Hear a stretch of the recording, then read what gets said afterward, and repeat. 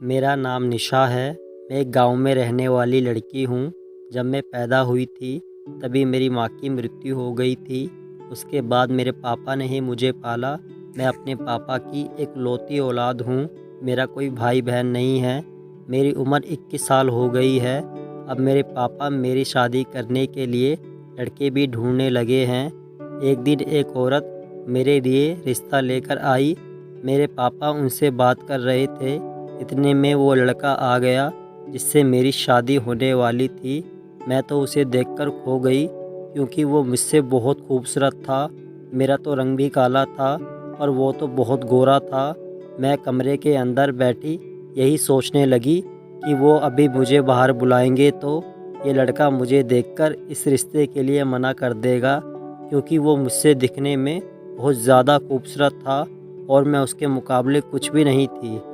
मैं यही सोच रही थी, पापा ने मुझे बाहर आने के लिए आवाज़ मारी। फिर मैं पानी लेकर बाहर आ गई। वो लड़का मुझे देखने लगा पर मेरी तो नज़र उठ ही नहीं पा रही थी और मैंने तो मन में ये सोच ही लिया था कि अब इसने मुझे देख लिया है, अब ये इस रिश्ते के लिए मना कर देगा।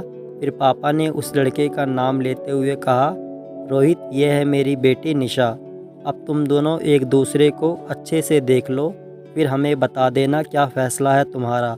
तभी रोहित ने उस औरत से कहा, मासी, मुझे ये लड़की पसंद है। ये सुनते ही मैं हैरान हो गई। तभी रोहित की मासी ने पापा से कहा, हमारे बेटे को तो आपकी लड़की पसंद आ गई है। अब आप अपनी बेटी से पूछ लीजिए उसे रोहित पसंद है या नहीं। फिर मेरे पापा ने कहा, बोलो बेटा निशा। मैंने ज़ुबान से तो कुछ नहीं कहा पर नज़रें नीची करके हाँ बोल दी। फिर सब लोग खुश हो गए और मासी मुझे मिठाई खिलाने लगी। उसके बाद वो पापा से कहने लगी, ठीक है भाई साहब, अब आपकी लड़की हमारी हुई। अगर आपको कोई एतराज़ ना हो तो शादी अगले महीने 15 तारीख की रख लेते हैं। मेरे पापा ने कहा, ठीक है बहन जी, जैसे आपको ठीक लगे। उसके थोड़ी देर बाद वो चले गए। उनके जाते ही मेरे पापा ने मुझे अपने पास बुलाया और कहा, बेटा, मैं तुम्हें रोहित के बारे में कुछ बताना चाहता हूँ। उसके माँ बाप नहीं हैं। जब वो छोटा था उसके माँ बाप की मृत्यु एक एक्सीडेंट में हो गई थी। ना उसका तुम्हारे तरह कोई भाई बहन है। उसके माँ बाप के जाने के बाद उसकी मासी ने ही उसे पाला। अब वो शहर में रहता है। उसके साथ उसकी मौसी का लड़का भी रहता है, वो उससे छोटा है। शादी के बाद तुम्हें भी उनके साथ शहर में ही रहना होगा। फिर मैंने कहा, पापा आप भी मेरे साथ चलना शहर। उन्होंने कहा, बेटा ऐसा नहीं होता है। हर लड़की को शादी के बाद अपने माँ बाप को छोड़ के जाना ही पड़ता है। और हाँ, मुझे यकीन है रोहित तुम्हें कभी परेशान नहीं रखेगा, पर वो कभी गुस्से में कुछ कह भी दे तो बर्दाश्त कर लेना। मुझे तुम्हारी तरफ से कभी कोई शिकायत का मौका ना मिले, ध्यान रखना। मैंने कहा, ठीक है पापा, मैं पूरी कोशिश करूँगी। उसके बाद शादी की डेट भी आ गई। हमारी शादी भी हो गई और जैसे सुहागरात की रात आई, रोहित मेरे पास आए और कहने लगे, निशा, मेरी कोई बड़ी फैमिली तो नहीं है, बस मेरी मौसी का लड़का साथ रहता है। उसका नाम राजू है। वो मेरा बहुत लाडला है, बस उसका खाने पीने का ध्यान रखना। वैसे वो बहुत समझदार है। सुबह मैं तुम्हें उससे मिलवा दूँगा। देखने में तो वो मुझसे भी लंबा हो गया है, पर अभी उम्र में सिर्फ 16 साल का ही है। ये सब मैं तुम्हें इसलिए बता रहा हूँ क्योंकि मैं ऑफिस के काम से ज़्यादातर बाहर ही रहता हूँ। फिर मैंने कहा, आप परेशान मत हो। जैसे राजू आपका छोटा भाई है, अब वो मेरा भी भाई है। ये सुनकर रोहित खुश हो गए। फिर वो कहने लगे, चलो बातें बहुत हो गई, अब वो करते हैं जिस चीज़ के लिए ये रात होती है। फिर हम दोनों एक दूसरे में खो गए। अगले दिन मैं जल्दी उठकर किचन में नाश्ता तैयार करने लगी। इतने में पीछे से एक लड़का आ गया। मैं उसे देख के डर गई। रोहित ने कहा, डरो मत, यही राजू है। मैंने कहा था ना, सुबह मिलवाऊंगा उससे। राजू मुझे घूर घूर के देख रहा था। मुझे थोड़ा अजीब भी लग रहा था। फिर मैंने सोचा, शायद मुझसे पहली बार मिला है इसलिए देख रहा होगा। रोहित ने कहा, ठीक है निशा, मैं चलता हूँ ऑफिस। ये कहकर वो चले गए अब घर में राजू और मैं ही थे। फिर मैं किचन में काम करने चली गई। राजू किसी न किसी बहाने किचन में आता और मुझे टच करने की कोशिश करता। मुझे अब थोड़ा अजीब लग रहा था।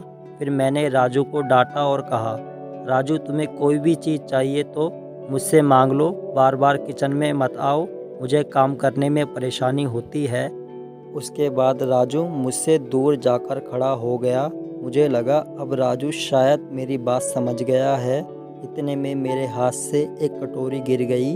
मैं जैसे ही उसे उठाने के लिए नीचे झुकी, राजू मेरी छाती की तरफ देख रहा था। ये देख के मुझे बहुत गुस्सा आया।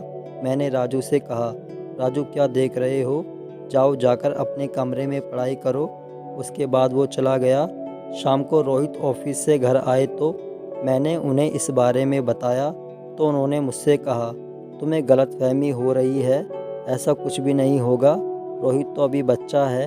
फिर मैंने कहा, रोहित तुम उसे जितना बच्चा समझते हो ना, वो उतना बच्चा नहीं है। ये सुन के रोहित को गुस्सा आ गया और कहने लगे, निशा आप चुप हो जाओ वरना मेरा हाथ उठ जाएगा। उसके बाद मैंने उनसे कुछ नहीं कहा और चुपचाप सोने चली गई। अगले दिन रोहित बिना कुछ खाए पिए ऑफिस चले गए। मैं घर की साफ़ सफाई में लग गई। इतने में घर के दरवाजे पर दस्तक हुई। फिर मैंने दरवाज़ा खोला। सामने एक आदमी खड़ा था। फिर वो कहने लगे, भाभी जी हम आपके पड़ोसी हैं, आपके सामने जो घर है वो हमारा है। आप सोच रही होंगी आज मैं क्यों आया हूँ यहाँ। वो ना मैं सुबह सुबह चाय ना पीऊँ तो मेरा दिन अच्छा नहीं गुजरता है।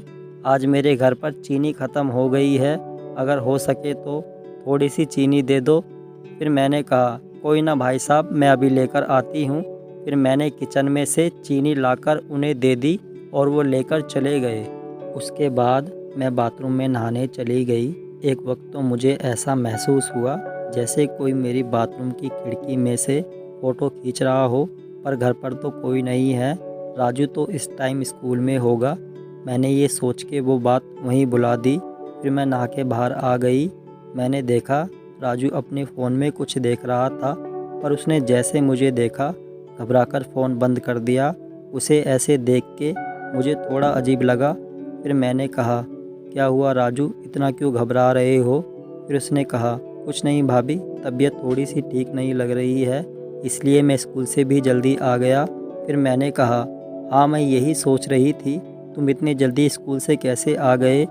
कोई ना तुम आराम करो, मैं तुम्हारे लिए किचन में से कुछ खाने के लिए लेकर आती हूँ। फिर मैं किचन में चली गई। थोड़ी देर बाद मैंने देखा राजू फिर अपने फ़ोन में लग गया और बड़े ध्यान से कुछ देख रहा था। मैंने सोचा देखूँ तो सही ये इतने ध्यान से फ़ोन में क्या देख रहा है। फिर धीरे धीरे मैं चल के उसके पीछे से फ़ोन में झांकने लगी। फिर मैंने जो फ़ोन में देखा, मेरे पैरों तले ज़मीन खिसक गई।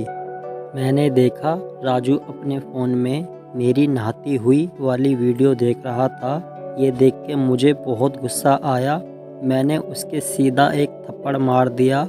राजू तुम इतने गंदे हो, मैं सोच भी नहीं सकती थी। मैं तो तुम्हें अपने छोटे भाई की तरह समझती थी और मैं ये सोच रही हूँ रोहित को इस बारे में पता चलेगा तो उन पर क्या बीतेगी। वो तो तुम्हें अपनी जान से भी ज़्यादा प्यार करते हैं। इतने में दरवाज़े पर दस्तक हुई। मैंने जल्दी अपने आंसू पहुँचे और दरवाज़ा खोलने चली गई।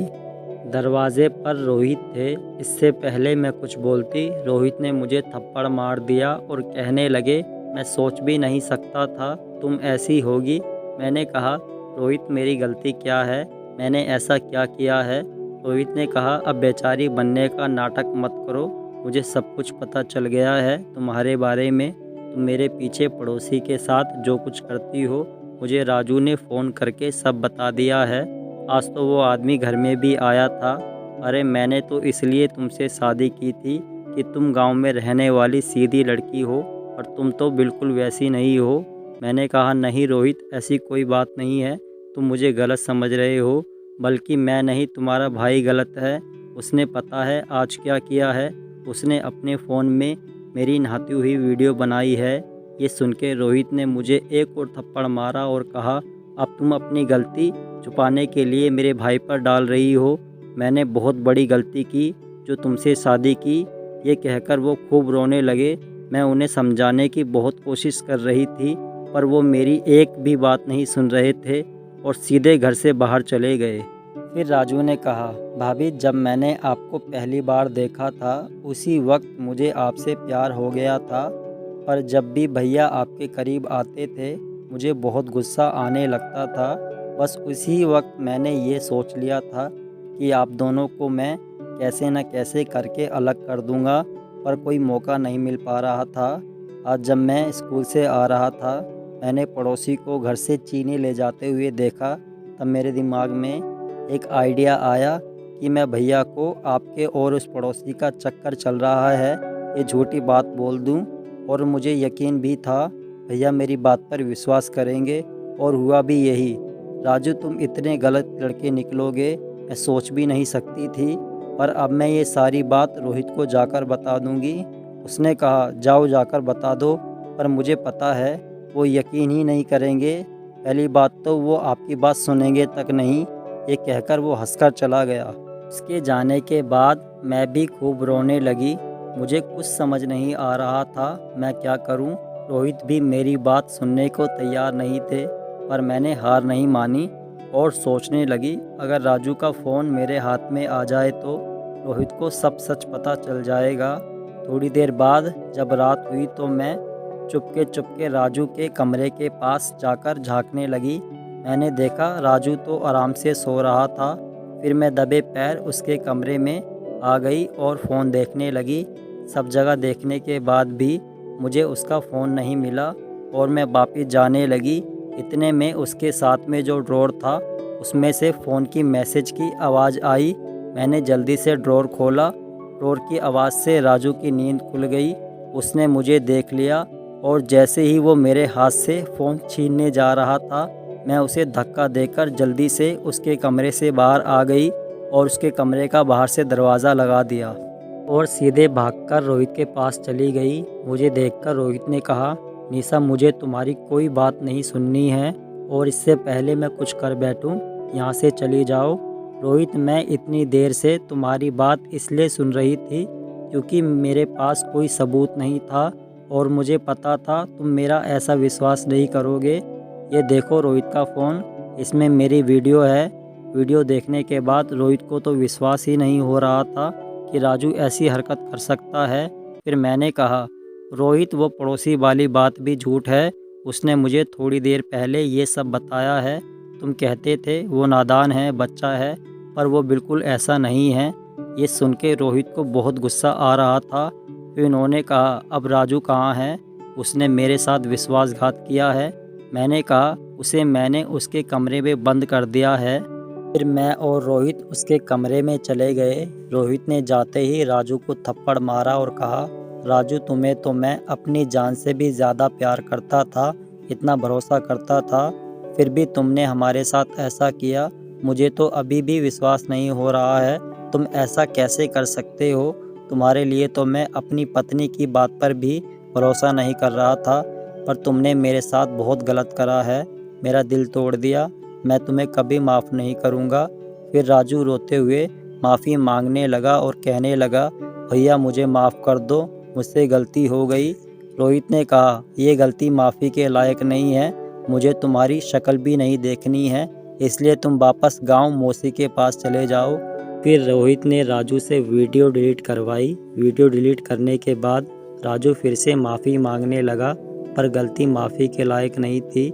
इसलिए थोड़ी देर बाद राजू अपने कपड़े लेकर गांव के लिए चला गया।